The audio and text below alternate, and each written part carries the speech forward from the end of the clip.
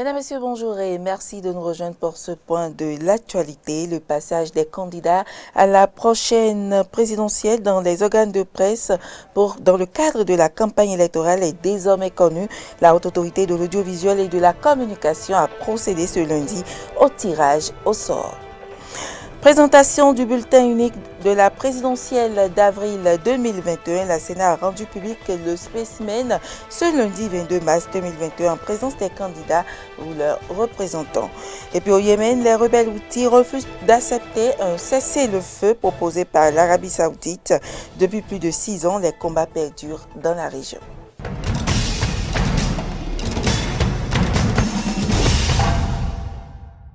Bienvenue à toutes et à tous. La Haute Autorité de l'audiovisuel et de la communication a procédé ce lundi 22 mars 2021 au tirage au sort des passages des candidats à la prochaine présidentielle dans les organes de presse et dans le cadre de la campagne électorale. Une cérémonie présidée par la première autorité de l'institution, Rémi Prosper Moretti, en présence des candidats ou leurs représentants. Samson OK pour le compte rendu.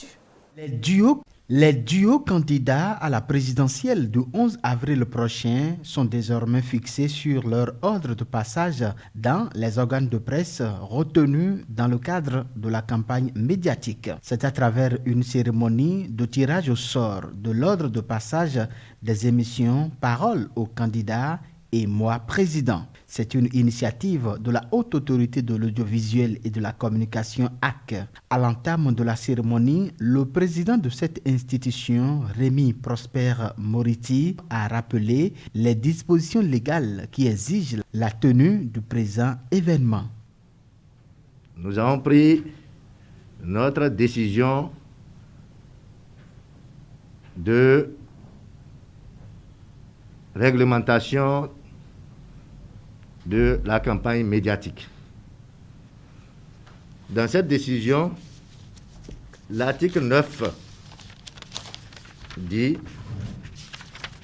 « La Haute Autorité de l'audiovisuel de la communication réunit les duos présidents et vice-présidents candidats ou leurs représentants dûment mandatés pour porter à leur connaissance les dispositions prises, notamment, premier point, le tirage au sort en séance publique des ordres de passage des interventions dans les médias retenus pour la campagne médiatique. Deuxième point, la signature du pacte de bonne conduite. Les résultats des tirages au sort sont publiés par voie de presse. Après le tirage, l'ordre du passage dans les médias des candidats se présente comme suit. 1. Le duo Souman Humpé. 2. Le duo Talon Talata. Et puis 3. Le duo Kowe Agossa. Pour le président de la Haute Autorité de l'audiovisuel et de la communication HAC, l'accès aux médias lors des campagnes électorales est une lourde responsabilité dont les candidats et leurs partisans doivent prendre conscience. Avoir accès aux médias de service public et aux médias privés pendant la campagne électorale, c'est un honneur. Mais c'est aussi une grande responsabilité. Et nous vous prions de bien vouloir honorer aussi le peuple qui vous permet, via la HAC, d'avoir accès à ces médias. À l'issue de cette cérémonie, les représentants des différents duos candidats ont procédé à la signature de pactes de bonne conduite durant cette période électorale. Rappelons que la période de campagne électorale pour la présidentielle du 11 avril 2021 démarre le 26 mars prochain. Et pendant la cérémonie, les candidats ou leurs représentants présents ont pris l'engagement de dérouler leur campagne dans le strict respect des tests de la République. Ils n'ont pas manqué de formuler des doléances à la haute autorité. On écoute un extrait de leurs propos au micro de Samson Oké et Jean-Baptiste Boko. Que tout se passe bien, et surtout en ce qui concerne la campagne médiatique. Nous allons faire en sorte que ceux-là ne connaissent pas, bien sûr, de couac. Nous demandons surtout à la RAC aussi de veiller à ce que l'équilibre soit respecté au niveau des médias du secteur privé. Notre duo s'engage dans ce jeu électoral à respecter les uns et les autres, à faire en sorte que la présidentielle se passe dans les conditions requises, dans le respect mutuel, le respect des différences. Nous prenons cet engagement et nous en ferons une réalité pour le bien-être de notre pays. Nous souhaiterions que très vite la RAC envoie aux partis politiques et aux représentants le planning pour nous permettre de prendre les dispositions conséquentes. Et nous souhaiterions vivement que les différents médias retenus puissent accorder l'accueil qu'il faut aux candidats, puissent prendre en complicité avec la RAC les dispositions nécessaires pour que les candidats ou leurs représentants n'aillent pas se perdre sur les sites.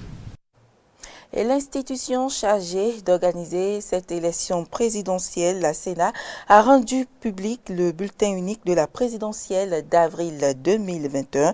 C'était ce lundi 21 mars dans l'enceinte de la Sénat en présence des candidats ou leurs représentants. Les détails avec Carole Olaye et Jean-Baptiste Boko. Voici ce à quoi ressemble le spécimen ou le bulletin unique sur lequel chaque Béninois en âge de voter le 11 avril prochain fera son choix. Les membres de la Sénat, au cours d'une séance de travail ce lundi, l'ont rendu public en présence des candidats ou de leurs représentants. Sur le bulletin unique, on retrouve les 3 duos candidats au poste de président et de vice-président, conformément à l'ordre du tirage effectué précédemment par la Sénat. Toutefois, des observations ont été apportées par les candidats ou leurs représentants. Quand j'étais venu tirer, c'était perpendiculaire, comme ça. Donc, c'était comme ça, comme ça, comme ça. D'accord. Maintenant, j'ai vu que vous avez mis ça de façon horizontale. Bon, pour certains, ça ne veut pas dire grand-chose, mais pour moi, ça veut dire beaucoup de choses. C'est vrai que notre représentant a validé. Bon, je n'y peux rien. J'assume. Au nom du duo Talon Talata, je voudrais remercier la Sénat pour le travail accompli jusque-là, pour maintenir le processus électoral et nous accompagner le 11 avril donc aux élections. Et ce que j'ai constaté tout à l'heure sur les spécimens, je pense que la Sénat a pris en compte nos observations. Je pense que nous avons un spécimen et que lentement mais sûrement, nous avançons dans le processus électoral et nous avançons vers le 11 avril. Et nous voulons souhaiter avancer dans la concorde, dans la fraternité, dans la paix. Des observations prises en compte par la Commission électorale nationale autonome Sénat, mais qui n'empêchent pas les électeurs de reconnaître leurs candidats dans l'isoloir le 11 avril prochain. Rendons-nous dans le département du Mono. Les travaux de bitumage de la voie Lokossa-Ouedeme-Deve à Plaoué sont presque terminés et c'est avec une grande aisance que les usagers de cette voie y circulent depuis un moment. L'honorable Dakpe Soso a également goûté à la facilité de circuler sur cette voie. Le dimanche dernier, il était accompagné des conseillers communaux et chefs de village de Ouedeme. Jonas Bouti pour le reportage. C'est un historique parcours effectué par l'honorable Dakpe Soso ce dimanche 22 mars 2021 sur le tronçon Lokossa-Ouedeme, en compagnie des conducteurs de taxi-moto, des conseillers communaux et chefs village de Ouedeme. Le cortège a marqué des arrêts aux endroits qui leur rappellent les douloureux souvenirs de l'impraticabilité de ce tronçon en toute saison. Pour ceux qui connaissent cette voie, à l'étape où nous sommes, nous devons féliciter le président Patrice Talon. Il y a quelques mois seulement, il n'est pas possible de traverser la route qui quitte Lokossa pour Aplaoui, surtout en temps de pluie et au moment des inondations. À chaque inondation, Ouédémé est coupé de Lokossa pendant 4-5 mois. Vous ne pouvez pas aller au marché de Lokossa. On a tellement souffert. J'ai beaucoup souffert sur cette voie. Pour quitter Aplaoui et se rendre à Lokossa, il y avait des nids de poules, il y avait des escaliers. Par temps de pluie, c'est de la boue. En saison sèche, il y avait de la poussière. Si bien que quand quelqu'un quitte Aplaoui pour Lokossa, on le compare à quelqu'un qui vient d'une carrière de gravier. C'était difficile. Mais aujourd'hui, nous avons quitté Lokossa et on est arrivé ici en moins de 10 minutes. Heureusement, ces mauvais souvenirs se conjuguent désormais au passé, au grand bonheur des populations de Ouédémé. Nous devons rendre grâce et remercier sincèrement Talon. Je suis très heureux ce matin, très heureux du fait que ce que mes ancêtres n'ont pas vu, moi je suis témoin oculaire de ça. Je suis très content puisqu'il a plu et je suis venu de Lokossa, je n'ai pas été dérangé par la boue comme par le passé. Je suis très heureux. Vous devez le constater. Vous allez voir que tout le monde est souriant, tout le monde est émerveillé. Nous pouvons l'appeler merveille, la voie Lokossa, Ouédémé, Guévé, Aplaoui. On peut l'appeler merveille. Hommes et femmes, vieux et jeunes, témoignent leur gratitude au président Patrice Talon. À cette étape où nous sommes aujourd'hui, je pense que nous devons jubiler. Et il faut rendre grâce à Dieu et remercier deux hommes, l'honorable Dakwé Sossou et son Excellence le président Patrice Talon. C'est grâce à l'intervention de Sossou Dakwé et surtout de l'arrivée du président Patrice Talon que cette voie a été réalisée. Toute la population de Ouédémé, par ma voix, dit merci au président Patrice Talon. Ces populations promettent surtout manifester leur reconnaissance à Patrice Talon le 11 avril 2021 dans les urnes. Et moi je pense que ce qu'on lui doit, c'est le scrutin prochain. Pour nous, il ne s'agit pas de remercier simplement le président Talon, mais c'est de lui démontrer le 11 avril que nous sommes reconnaissants. Que Patrice Talon soit encore candidat aujourd'hui, vous pensez que les gens de Ouédémé ont besoin encore de l'argent pour le voter? Non. Lui, c'est notre porte-bonheur. Comme il est encore candidat, nous lui promotons un chaos retentissant. Le 11 avril, les résultats vous diront le reste. Nous devons tout faire pour que Talon soit encore réélu. Dakwé Sossou implore le président Patrice Talon à se rappeler des autres voix de Ouédémé dans son second mandat. Par exemple, l'Ego à Gamé, par le pont que Yahi Boni a abandonné. Il y a une voix qui quitte Ouédémé, qui va à Monoto. L'actualité hors du continent au Yémen, les rebelles houthis refusent d'accepter un cessez-le-feu proposé par l'Arabie saoudite. Depuis 6 ans, les combats perdus dans la région. Début février, les rebelles houthis, soutenus par l'Iran, multiplient les frappes aériennes contre Riyad. Le son assourdissant des canons ne semble pas près de s'arrêter au Yémen. En proie à l'un des plus importants conflits de la planète, ce pays du sud de la péninsule arabique voit s'opposer depuis près de 6 ans les rebelles houthis, soutenus par l'Iran, au gouvernement yéménite dont l'Arabie saoudite est le principal allié. Lundi, Riyad a proposé une cessation des hostilités à ses opposants. L'Arabie saoudite annonce une initiative visant à mettre fin à la crise yéménite et à parvenir à une résolution politique globale qui comprend un cessez-le-feu dans tout le pays sous la supervision des Nations Unies et le dépôt des taxes et des recettes douanières des navires transportant des dérivés du pétrole vers le port d'Hodeïda sur le compte commun de la Banque centrale du Yémen à Hodeïda, conformément à l'accord de Stockholm sur Hodeïda, la réouverture de l'aéroport international de Sanaa à un certain nombre de destinations régionales et internationales directes. Une initiative qui intervient alors que les combats reprennent en intensité depuis début février. Les rebelles houthis cherchent à s'emparer de la ville de Marib, dernier bastion du gouvernement dans le nord du pays, à 120 km de la capitale, Sanaa. Une proposition de trêve immédiatement rejetée par les dirigeants houthis. L'Arabie saoudite doit annoncer la fin de l'agression et lever complètement le blocus sur le Yémen, car mettre en avant des idées discutées depuis plus d'1 an n'a rien de nouveau. Samedi, la coalition menée par l'Arabie saoudite a annoncé avoir lancé une série de frappes aériennes sur des positions houthis. Une action en représailles à l'attaque d'une raffinerie de pétrole près de la capitale saoudienne. Face à ce conflit, La communauté internationale semble impuissante. Selon plusieurs ONG, la crise yéménite aurait fait plusieurs dizaines de milliers de morts et des millions de réfugiés. La Chine est également visée par les sanctions américaines et européennes dans le dossier des Ouïghours. Dans ce bras de fer diplomatique, l'ambassadeur de Chine en France a été convoqué pour des propos jugés insultants. Lu Shai, ambassadeur de Chine en France, est convoqué ce mardi au Quai d'Orsay. Une injonction au terme d'une journée de friction entre Pékin et les pays occidentaux sur le dossier épineux des Ouïghours. L'Union européenne, le Canada, le Royaume-Uni ainsi que les États-Unis ont adopté ce lundi des sanctions contre différents dirigeants chinois du Xinjiang, la province du nord-ouest de la Chine, en majorité peuplée par cette minorité musulmane. En représailles, Pékin s'en prend à 10 responsables européens, parmi lesquels l'eurodéputé Raphaël Glucksmann. L'Union européenne a imposé des sanctions unilatérales contre des personnes et entités chinoises le 22 mars, invoquant la soi-disant problématique des droits de l'homme au Xinjiang. Cette décision, basée sur rien d'autre que des mensonges et de la désinformation, ne tient pas compte et déforme les faits et interfère grossièrement dans les affaires intérieures de la Chine.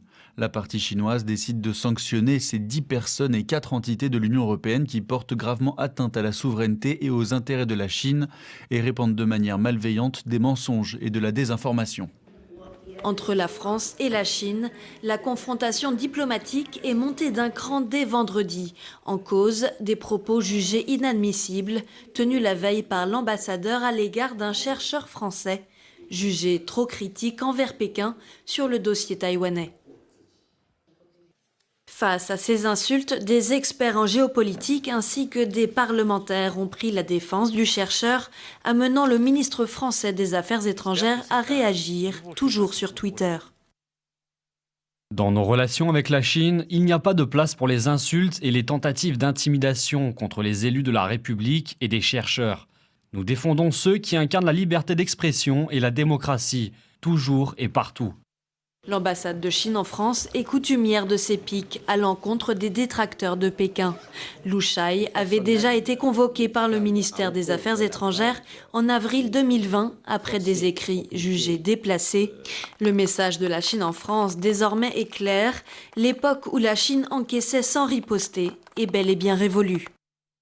Et face à une hausse de contamination à la Covid-19, l'Allemagne a décidé de renforcer ses restrictions. C'est une décision prise par Angela Merkel.